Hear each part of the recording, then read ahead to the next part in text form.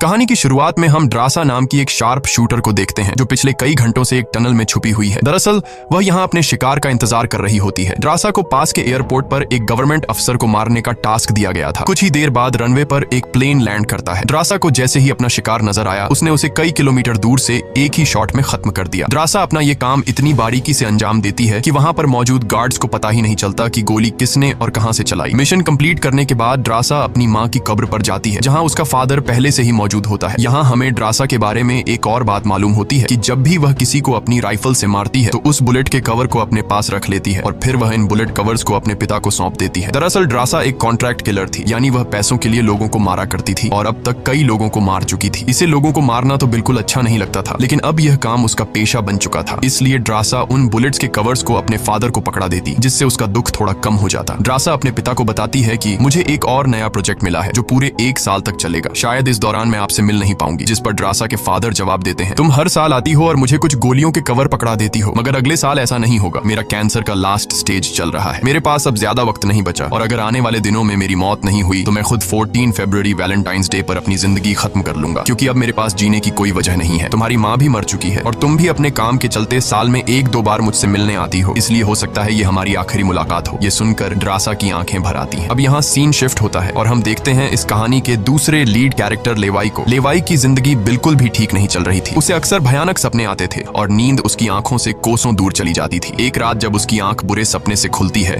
तो लेवाई अपने घर से बाहर निकलकर समुद्र के किनारे पर आता है। यहाँ उसे थोड़ा बेहतर महसूस होता है और वह अपनी डायरी में कुछ लिखने लगता है। तभी लेवाई को अचानक उसके फोन पर एक मैसेज आता है। उस मैसेज में उसे एक एड्रेस दिया गया होता है जहाँ उसे जल्द से जल्द पहुंचने का कहा गया होता है। लेवाई बिना वक्त गंवाए एक मिलिट्री बेस पर पहुंचता है और वहाँ उसकी मुलाकात होती है एक लेडी ऑफिसर से जिसका नाम बार्तो है। बातचीत के दौरान हमें पता चलता है कि लेवाई कोई आम इंसान नहीं बल्कि एक आर्मी ऑफिसर था, लेकिन अब वह रिटायर हो चुका है और सिर्फ इतना ही नहीं, वह एक डेडली स्नाइपर भी रह चुका है। वह अब तक 200 से भी ज्यादा लोगों को स्नाइपिंग से मार चुका है। बार्तो लेवाई से कहती है, मैं तुम्हें एक मिशन पर भेजना चाहती हूँ क्योंकि तुम एक बहुत ही अच्छे स्नाइपर हो और ये सिर्फ तुम ही कर सकते हो। लेकिन मिशन पर भेजने से पहले बार्तो लेवाई से एक बहुत ही जरूरी सवाल पूछती है, अगर तुम इस मिशन पर गए तो क्या तुम्हें याद करने वाला पीछे कोई है? ये बात सुनकर लेवाई को कुछ अजीब लगने लगता है, लेकिन फिर वह जवाब देता है, नहीं, मेरा इस दुनिया में अब कोई भी अपना नहीं है। ये सुनकर वो लेडी लेवाई से कहती है, तुम तैयारी कर लो, कुछ घंटे बाद तुम्हें उस मिशन पर भेजा जाएगा और वहाँ तुम्हें 1 साल के लिए रहना है। इसके बाद लेवाई को बेहोश कर दिया जाता है और जब उसकी आंख खुलती है तो वह अपने आप को एक एरोप्लेन में पाता है। लेवाई कुछ समझ नहीं पाता कि आखिर उसे कहाँ ले जाया जा रहा है और उसे किस तरह का मिशन सौंपा गया है। इसलिए लेवाई वहाँ पर मौजूद एक सोल्जर से पूछता है, मुझे कहाँ ले जाया जा रहा है? लेकिन वह सोल्जर लेवाई की इस बात का कोई जवाब नहीं देता, बस इतना कहता है, अपना आईडी और वॉच हमें दे दो, ये सब तुम्हें तब वापस मिलेगा जब तुम्हारा मिशन पूरा हो जाएगा। थोड़ी देर बाद वो सोल्जर उसे बताता है, अब तुम्हारा प्लेन से उतरने का वक्त आ चुका है। कुछ ही मिनटों में हम नो फ्लाइंग जोन एरिया में एंटर करने वाले हैं। यहाँ से आगे जाने की हमें परमिशन नहीं है। बस वो सिर्फ इतना बताता है कि नीचे उतरने के बाद तुम्हें अकेले 32 किलोमीटर नॉर्थ की तरफ पैदल जाना होगा, तब तुम अपनी मिशन वाली जगह पर पहुंच जाओगे। लेकिन लेवाई के दिमाग में अब भी एक ही बात चल रही थी। वो फिर से उस सोल्जर से पूछता है, आखिर हम जा कहाँ रहे हैं? इस पर सोल्जर जवाब देता है, मुझे इस सवाल का जवाब देने का परमिशन नहीं है। मेरी वर्दी में एक माइक्रोफोन लगा हुआ है। अगर मैंने तुम्हें इस जगह के बारे में बताया तो मुझे नौकरी से निकाला जा सकता है या फिर मारा भी जा सकता है। यह बात सुनकर लेवाई के गले में सांसें अटक जाती हैं। इसके बाद उसे एक पैराशूट दिया जाता है और प्लेन का दरवाजा खुलते ही लेवाई कूद जाता है और सेफली लैंडिंग करता है। लेकिन असली गेम तो अब शुरू होता है। 32 किलोमीटर की दूरी उसे पैदल तय करनी थी। लेवाई को पैदल चलते चलते 2 दिन बीत जाते हैं और 2 दिनों का लंबा सफर तय करने के बाद फाइनली वो उस जगह पर पहुंच जाता है। वो देखता है कि ये एक बहुत ही सुनसान इलाका है जहां इंसान तो दूर बल्कि उससे परिंदे भी नहीं दिखाई देते। तभी उसकी मुलाकात जेडी नाम के एक आदमी से होती है। जेडी 1 साल तक यहाँ मिशन पर था, अब उसकी ड्यूटी खत्म हो चुकी है, इसलिए अब लेवाई उसकी जगह संभालेगा। जेडी लेवाई को एक वॉच टावर की तरफ ले जाता है। टावर के टॉप पर पहुंचने के बाद लेवाई को अब भी समझ नहीं आ रहा था कि उसे यहाँ क्या काम करना है। यही सवाल जब वो जेडी से पूछता है तो जेडी जवाब देता है, यहाँ एक बहुत ही गहरी खाई है जिसे गॉर्ज नाम दिया गया है। ये एक बहुत ही मिस्टीरियस और गहरी खाई है जिसके बॉटम तक आज तक कोई भी नहीं पहुंच पाया। तुम्हारा काम बहुत ही सिंपल है, तुम्हें इस खाई की पहरेदारी करनी है। इसके बाद वो लेवाई को यहाँ के स्ट्रिक्ट रूल्स बताता है। वह कहता है, तुम यहाँ से बाहर महीने में एक ही बार हेडक्वार्टर फोन कर सकते हो, चाहे कुछ भी हो जाए,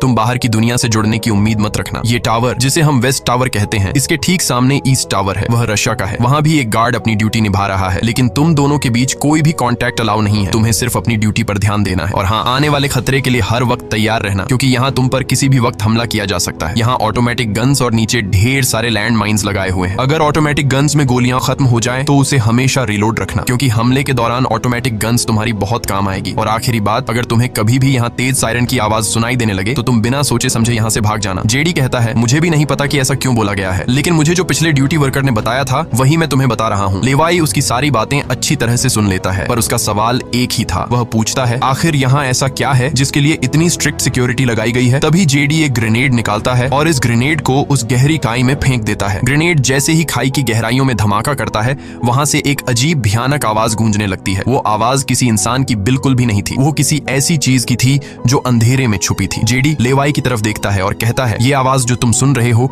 ये उन क्रीचर्स की है जिन्हें हम होलोमैन कहते हैं। ये क्रीचर्स इस घड़े के अंदर रहते हैं और तुम्हारी यहाँ पर ड्यूटी ये है कि इस घड़े के अंदर से किसी भी क्रीचर को बाहर निकलने नहीं देना है। कहा जाता है कि 1940 में यूएस आर्मी के 2400 आर्मी सोल्जर्स को इस गड्ढे के अंदर भेजा गया था ताकि यह सोल्जर्स उस गड्ढे के अंदर मौजूद सभी क्रीचर्स को खत्म कर सकें, लेकिन आज तक उनमें से एक भी जिंदा सोल्जर वापस लौट कर नहीं आया। और अब जेडी लेवाई को पूरी इंफॉर्मेशन हर एक चीज का बताकर घर वापस जाने की तैयारी करने लगा, क्योंकि उसने यहाँ 1 साल की ड्यूटी पूरी कर दी। अब लेवाई को यहाँ 1 साल तक ड्यूटी देनी थी। जेडी लेवाई को अलविदा कहकर यहाँ से निकल पड़ता है। वह बहुत खुश था क्योंकि 1 साल बाद वह घर जाने वाला था, लेकिन उसे पता नहीं था कि आगे उसके साथ कुछ ऐसा होने वाला है जिसके बारे में सोचने से भी डर लगता है। लोकेशन पर पहुंचने के बाद जेडी जैसे ही स्मोक करता है, तब एक हेलीकॉप्टर उसे लेने के लिए आता है। वह हेलीकॉप्टर उसके लिए रस्सी नीचे फेंकता है और जेडी इस रस्सी के जरिए ऊपर हेलीकॉप्टर में चढ़ने लगता है। हेलीकॉप्टर में बैठा एक सोल्जर पहले जेडी की आइडेंटिटी कंफर्म करता है। जेडी जब उसे अपनी पूरी इंफॉर्मेशन देता है तो हेलीकॉप्टर में बैठा वो सोल्जर पहले जेडी को शूट करता है और उसके बाद उसकी रस्सी काटकर उसे नीचे गिरा देता है। अब यहाँ एक बात तो साफ हो चुकी थी कि जो इस जगह आता है वो यहाँ से कभी लौट नहीं पाता। इसके बाद हमें अगले दिन का सीन दिखाया जाता है। लेवाई अपने काम को निभाने लगता है। सबसे पहले वो यहाँ की कुछ रिपोर्ट्स चेक करता है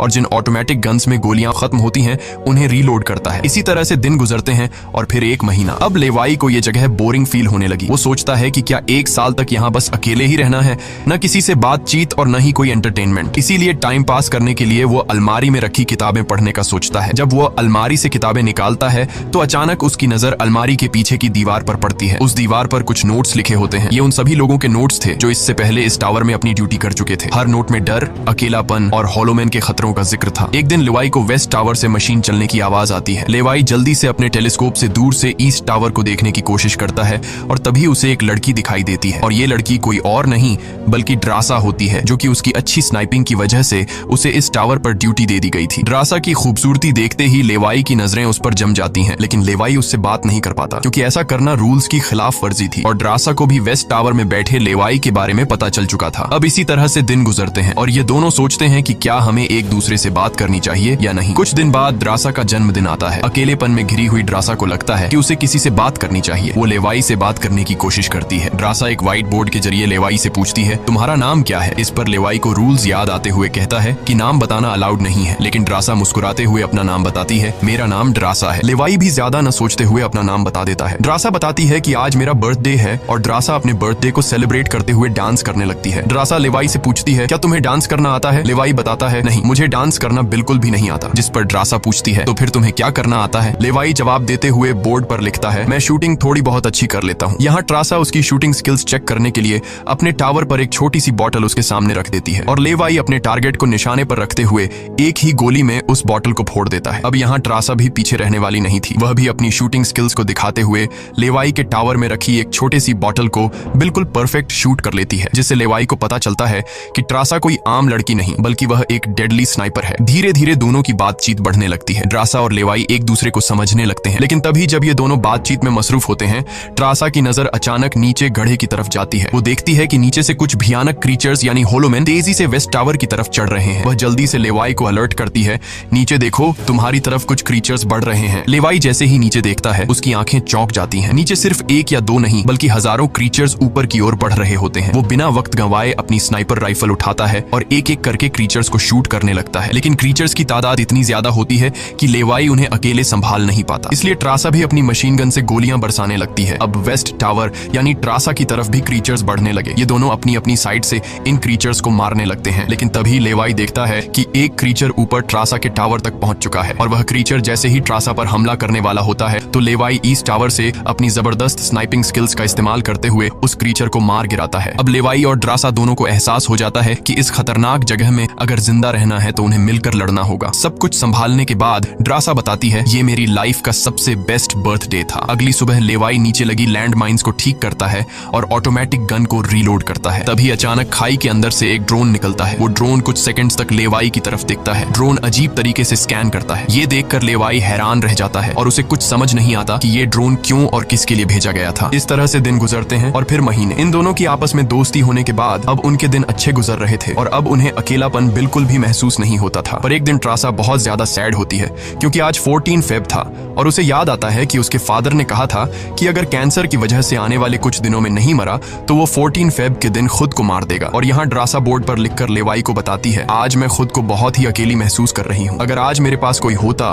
तो बहुत अच्छा होता। लेवाई को भी पहले ही दिन से ड्रासा से मिलने का मन था और आज वह खुद को रोक नहीं पाता। वो ड्रासा के पास जाने का प्लान बना लेता है। वह एक रॉकेट लॉन्चर के जरिए ईस्ट टावर तक पहुंचने का जुगाड़ कर लेता है। अगली सुबह वो रॉकेट लॉन्चर का इस्तेमाल करके एक मजबूत रस्सी को ड्रासा की तरफ फेंकता है, जिसके बाद ड्रासा टावर के बाहर आती है और वो रस्सी को मजबूती से एक पेड़ के साथ बांध देती है ताकि लेवाई रस्सी के जरिए लटक कर ईस्ट टावर तक पहुंच जाए। लेवाई बिना देर किए उस रस्सी के सहारे ईस्ट टावर की ओर बढ़ने लगता है, लेकिन बीच में वो अटक जाता है क्योंकि आगे रस्सी की ढलान खत्म हो चुकी थी। इसलिए अब लेवाई हाथों की मदद से आगे बढ़ने लगता है और करीब आधा घंटा हाथों की मदद से सफर करने के बाद वो ड्रासा के टावर तक पहुंच जाता है। ड्रासा उसे वेलकम करती है और कहती है, तुमसे बहुत ही गंदी पसीने की बू आ रही है, इसलिए पहले तुम नहा लो, फिर मैं तुमसे मिलूंगी। लेवाई को ये सुनकर हंसी आ जाती है। वह कुछ कहता नहीं, बस सिर हिलाकर मान जाता है। ड्रासा यहाँ पर शरारत करते हुए उसके कपड़े दूर जाकर छिपा लेती है और सीसीटीवी कैमरा के जरिए लेवाई को देख रही होती है, जो टावर में मौजूद शावर में नहा रहा होता है। उसके बाद लेवाई और ड्रासा एक साथ बैठकर काफी देर तक बातें करते हैं। ड्रासा उससे अपनी पूरी स्टोरी बताती है और बताती है कि अब इस दुनिया में मेरा कोई नहीं रहा, सिर्फ मेरे फादर जिंदा बचे थे, पर कल के दिन उसने भी खुद को मार दिया होगा। यहाँ लेवाई भी ड्रासा को रात में आने वाले भयानक सपने और अपने उन दिनों के किस्से सुनाता है जब वो यूएस आर्मी में था। इस तरह से बातें करते करते रात हो जाती है। ड्रासा यहाँ एक सॉफ्ट म्यूजिक लगा लेती है। ये दोनों म्यूजिक की धुन पर डांस करने लगते हैं। इसी डांस के दौरान वो एक दूसरे के करीब आने लगते हैं और उनके बीच रोमांस होने लगता है। कुछ देर बाद लेवाई ड्रासा की तरफ देखकर एक मुस्कान के साथ कहता है, मैंने तुम्हारे लिए एक शायरी लिखी है, जब हम यहाँ से निकलेंगे तभी मैं तुम्हें वो शायरी दूंगा। अगले दिन लेवाई को वापस अपने वेस्ट टावर लौटना था। वह ड्रासा को अलविदा कहता है और रस्सी के सहारे वेस्ट टावर की तरफ चलना शुरू कर देता है। ड्रासा भी उसे जाते हुए देखती रहती है, लेकिन तभी हम देखते हैं कि कुछ क्रीचर्स ऊपर टावर की तरफ बढ़ रहे हैं, जिनमें से एक क्रीचर वहां लगे लैंड माइन से टकरा जाता है और एक जोरदार धमाका होता है। लैंड माइन के फटने से जो उसके लोहे के पार्ट्स हवा में उड़ जाते हैं, उनमें से एक पार्ट रस्सी से टकरा जाता है, जिससे रस्सी टूट जाती है और वह तेजी से उस खाई में गिर जाता है। लेवाई को गिरते देखकर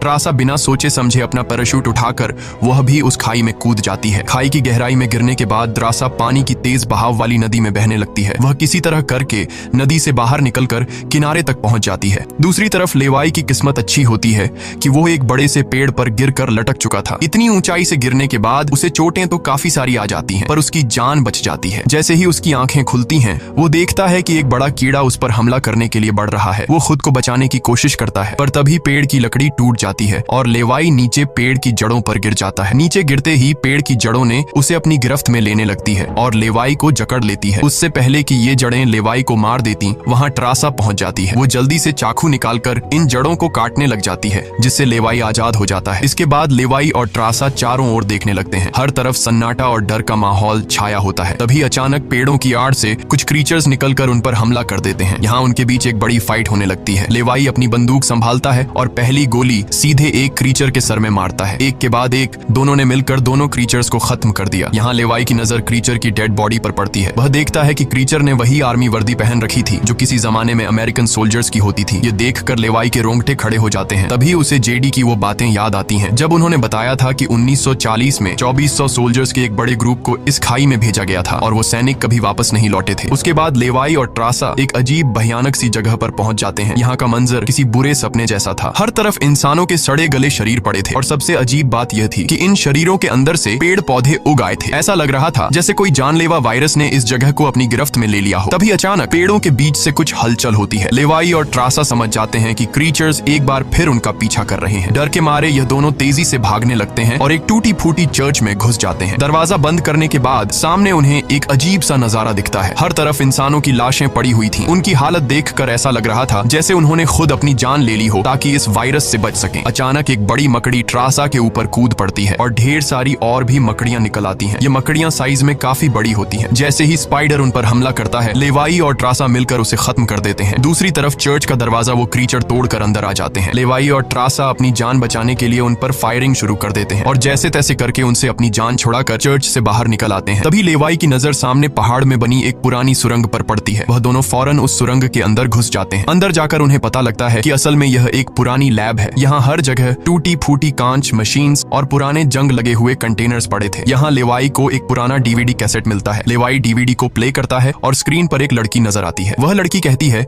कि हम लोग यहाँ एक सीक्रेट केमिकल मिसाइल प्रोजेक्ट पर काम कर रहे थे। हमारे साथ सैकड़ों साइंटिस्ट थे, पर एक दिन यहाँ भूकंप आया। भूकंप के तेज झटके से मिसाइल की केमिकल लीक हो गई। जहरीला केमिकल हवा में मिलने लगा। कुछ ही घंटों में लोग वायरस से इन्फेक्ट होने लगे। वह लड़की अपना पेट दिखाते हुए बताती है कि मैं भी इन्फेक्टेड हूँ। हालांकि हमने मिलिट्री को सब कुछ बताया। हमने उनसे कहा कि इस पूरे इलाके को बॉम्बिंग करके तबाह कर दिया जाए ताकि इन्फेक्शन और फैल ना सके, लेकिन उन्होंने हमारी बात नहीं सुनी। इस वीडियो को देखने के बाद लेवाई को वहाँ एक नए जमाने का कंप्यूटर मिलता है। लेवाई को समझ नहीं आता कि इस जगह में आज के दौर का कंप्यूटर कैसे रखा गया है। लेवाई उसे ऑन करता है और उसमें मौजूद जानकारी को देखकर एकदम सुन रह जाता है। उसे डार्क लेक नाम की एक कंपनी के बारे में पता चलता है जो पैरामिलिट्री बनाने का काम करती है। ये कंपनी यहाँ से इन्फेक्टेड लोगों के सैंपल्स इकट्ठा करके अपने कंट्री के सोल्जर्स को सुपर सोल्जर्स में कन्वर्ट करने के लिए उन पर एक्सपेरिमेंट करती है। यही वजह है कि कोई भी देश इस जगह को मिटाना नहीं चाहता। इसके अलावा लेवाई को यह भी पता चलता है कि यह जो खाई है यहाँ पर एक बहुत ही बड़ा मिसाइल है जिसकी एक्टिवेशन पर जब वो फटेगा तो 4.2 किलोमीटर की लंबाई में सब कुछ मिटा देगा। लेवाई और ट्रासा ये सारा राज समझ जाते हैं। उन्हें पता चल जाता है कि जिस लेडी बार्तो ने उन्हें यहाँ भेजा था वही इस जगह की ओनर है और वो इस जगह का गलत इस्तेमाल कर रही है। और इस जगह को सीक्रेट रखने के लिए लेडी बार्तो हमेशा ऐसे इंसान को यहाँ पर ड्यूटी के लिए चुनती थी जिसका पीछे कोई पूछने वाला नहीं हो, और उस इंसान को यहाँ साल भर ड्यूटी करने के बाद मार दिया जाता, जिस तरह से जेडी को मार दिया गया था ताकि वो बाहर आकर दुनिया को इस जगह के बारे में नहीं बता सके। ये सब जानने के बाद जैसे ही ये दोनों वहाँ से निकलते हैं तभी एक घुड़सवार क्रीचर ट्रासा को रस्सी से जकड़कर अपने साथ ले जाता है। लेवाई ट्रासा की तलाश में यहाँ वहाँ भटकता है लेकिन उसे ट्रासा कहीं दिखाई नहीं दे रही थी। तभी लेवाई एक ऐसी जगह पर पहुंचता है जहाँ एक बड़ी मिसाइल रखी हुई थी। ये वही मिसाइल थी जिसके बारे में डार्क लेक कंपनी के कंप्यूटर से लेवाई को जानकारी मिली थी। लेवाई को सब कुछ साफ समझ आ चुका था। असल में वॉच टावर में पहले रह चुके लोग जब यह कहते थे कि अगर सायरन की आवाज सुनाई दे तो जितनी जल्दी हो सके यहाँ से भाग जाना चाहिए, वो दरअसल इस मिसाइल की ही बात कर रहे थे। दूसरी तरफ ट्रासा अब उस क्रीचर के कब्जे में थी। ट्रासा खुद को छुड़ाने की कोशिश करती है और जैसे तैसे करके वो खुद को छुड़ा लेती है। आजाद होते ही ट्रासा और क्रीचर के बीच फाइट छिड़ जाती है। लेवाई भी ट्रासा को ढूंढते ढूंढते वहां पहुंच जाता है और वह भी फौरन क्रीचर पर हमला कर देता है और ये दोनों मिलकर उसे आग लगाकर जला देते हैं। और अब बारी आती है इन लोगों की यहाँ से निकलने की, मगर आगे का रास्ता और भी ज्यादा मुश्किल था। जैसे ही लेवाई और ट्रासा आगे बढ़ते हैं सामने एक खतरनाक इलाका आता है जहाँ से निकलना एक बहुत ही बड़ा चैलेंज था। यहाँ इंसान और पौधे आपस में पूरी तरह से जुड़े हुए थे, जैसे कि वह किसी खतरनाक एक्सपेरिमेंट का नतीजा हो। खैर, ये लोग हर कदम को संभाल कर रखते हुए आगे बढ़ते हैं कि तभी ट्रासा का पैर फिसल जाता है जिससे ये पौधे एक्टिवेट हो जाते हैं। वो ट्रासा को जकड़ लेते हैं लेकिन यहाँ लेवाई हिम्मत दिखाते हुए आगे बढ़ता है और अपनी पूरी ताकत से ट्रासा को छुड़ा लेता है। वह बॉम्ब का इस्तेमाल करके वहां के पूरे प्लांट सिस्टम को उड़ा देता है। लेवाई ट्रासा को लेकर वहां से बाहर निकल आता है। थोड़ा सा आगे चलने के बाद उन्हें एक गैराज नजर आता है जहां पर एक गाड़ी खड़ी होती है। ये दोनों जल्दी से उस गाड़ी में बैठ जाते हैं और उस जगह से निकलने की कोशिश करने लगते हैं। आखिरकार कुछ दूरी तय करने के बाद उन्हें एक रस्सी नजर आती है जो ऊपर वॉच टावर तक जाती थी, लेकिन अब वो क्रीचर्स भी उनका पीछा करते हुए वहां तक पहुंच चुके थे। अब यहाँ रस्सी को हाथों से पकड़कर ये लोग अगर ऊपर चढ़ते तो ये क्रीचर्स इन्हें मार देते। इसलिए लेवाई समझदारी से काम लेते हुए जीप को रस्सी से बांधकर ऊपर चढ़ने लगते हैं। ये लोग जीप को इसलिए रस्सी से बांध लेते हैं ताकि ये दोनों जीप में बैठकर उनके हाथ क्रीचर्स के साथ लड़ने के लिए फ्री हों। वो क्रीचर्स उन पर हमला करते हैं और यहाँ उनके बीच एक बड़ी फाइट होती है, लेकिन वो क्रीचर्स तादाद में काफी ज्यादा थे इसलिए वो इन पर भारी पड़ रहे थे। यहाँ लेवाई के दिमाग में एक आइडिया आता है। वह जीप की पेट्रोल टैंक इन क्रीचर्स पर लीक कर देता है जिससे निकलने वाले तेल को आग लगाकर उन सभी क्रीचर्स को जला देता है और आखिर में ये लोग उस जीप की रस्सी काटकर उसे नीचे छोड़ देते हैं जिससे वो सभी क्रीचर्स मारे जाते हैं। इस तरह से ये लोग फाइनली ऊपर चढ़ने में कामयाब हो जाते हैं। अब इन दोनों को पता चल चुका था कि अगर ये दोनों यहाँ साल भर ड्यूटी कर भी लें तब भी आखिर में इन दोनों को मार दिया जाएगा। इसलिए अब ये दोनों एक बड़ा फैसला करते हैं कि अब वो इस जगह की रक्षा नहीं करेंगे बल्कि इस जगह को तबाह कर देंगे ताकि इनकी तरह कोई दूसरा सोल्जर यहाँ पर न फंस सके और इस जगह का गलत इस्तेमाल बंद हो जाए। ये सब करने के बाद ये दोनों यहाँ से दूर जाकर एक नई जिंदगी की शुरुआत करेंगे। यहाँ ट्रासा कहती है, मेरे पास फ्रांस में छुपने के लिए एक जगह है, हम वहाँ जाकर शादी करेंगे और आगे की जिंदगी वहीं पर बिताएंगे। लेवाई ट्रासा की बात मान जाता है और अब वह कहता है, मुझे वापस अपने टावर पर जाना होगा। मैं वहाँ जाकर टावर में एक बॉम्ब फिट करूंगा और साथ ही इस मिसाइल को भी एक्टिवेट कर दूंगा जिससे यह पूरी जगह तबाह हो जाएगी। जिसके बाद लेवाई रस्सी की मदद से अपने टावर तक पहुंच जाता है। इस बीच लेडी बार्तो लेवाई से कांटेक्ट करती है और सवाल करती है, क्या तुम इस गड्ढे के अंदर गए थे क्योंकि किसी ने हमारे कंप्यूटर को ऑन किया है। लेवाई यहाँ पर झूठ बोलकर बताता है, नहीं, मैं वहाँ नहीं गया था। लेकिन बार्तो जानती है कि लेवाई झूठ बोल रहा है। उन्होंने सिक्योरिटी कैमरास में सब कुछ देख लिया था कि लेवाई और ट्रासा दोनों गड्ढे के अंदर गए थे। फिर भी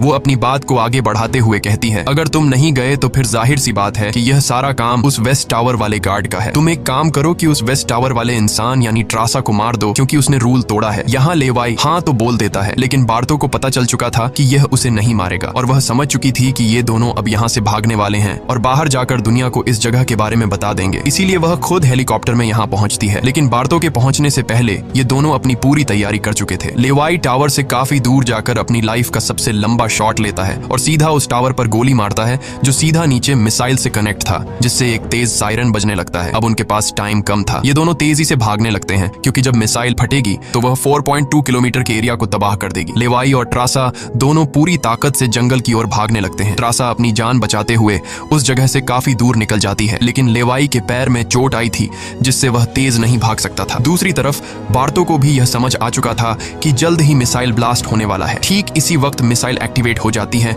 और एक बहुत ही बड़ा धमाका होता है जिससे पूरी खाई तबाह होने लगती है। ये ब्लास्ट इतना भयानक था कि उसके लपटने और झटके दूर तक फैल गए, जिसमें बार्तो का हेलीकॉप्टर भी उस धमाके की चपेट में आ जाता है और वह वहीं मारी जाती है। ट्रासा ने तो 4.2 किलोमीटर का फासला तय कर लिया था, लेकिन लेवाई उस धमाके की लपेट में आ जाता है और धमाके से आने वाली तेज हवा उसे पानी में गिरा देती है। दूसरी तरफ खाई में सभी क्रीचर्स मारे जाते हैं। अब सिर्फ ट्रासा उस धमाके में जिंदा बच गई थी और वह एक ऊंची जगह पर खड़ी होकर लेवाई का इंतजार करने लगी। इंतजार करते करते रात हो जाती है, लेकिन लेवाई का कोई अता पता नहीं चलता। वो समझ जाती है कि अब लेवाई जिंदा नहीं रहा, जिसके बाद कहानी यहाँ से कुछ महीने आगे शिफ्ट होती है। ट्रासा लेवाई की लिखी हुई कविता को पढ़ती है। हर एक शब्द में उसे लेवाई की यादें महसूस होती हैं। आंखों में आंसू लिए वो अपने दिल को संभालने की कोशिश करती है। अब ट्रासा एक नई जिंदगी की शुरुआत करते हुए फ्रांस के एक होटल में वेट्रेस की जॉब करने लगती है। लेकिन फिर अचानक एक दिन ट्रासा के सामने लेवाई आकर खड़ा हो जाता है। वह जिंदा था। लेवाई को देखकर ट्रासा की आंखें खुली की खुली रह जाती हैं। वह खुशी के मारे दौड़कर लेवाई को गले लगाती है और इसी के साथ यह कहानी खत्म हो जाती है। अगर वीडियो आपको अच्छी लगी हो तो हमारे चैनल को सब्सक्राइब और वीडियो को लाइक जरूर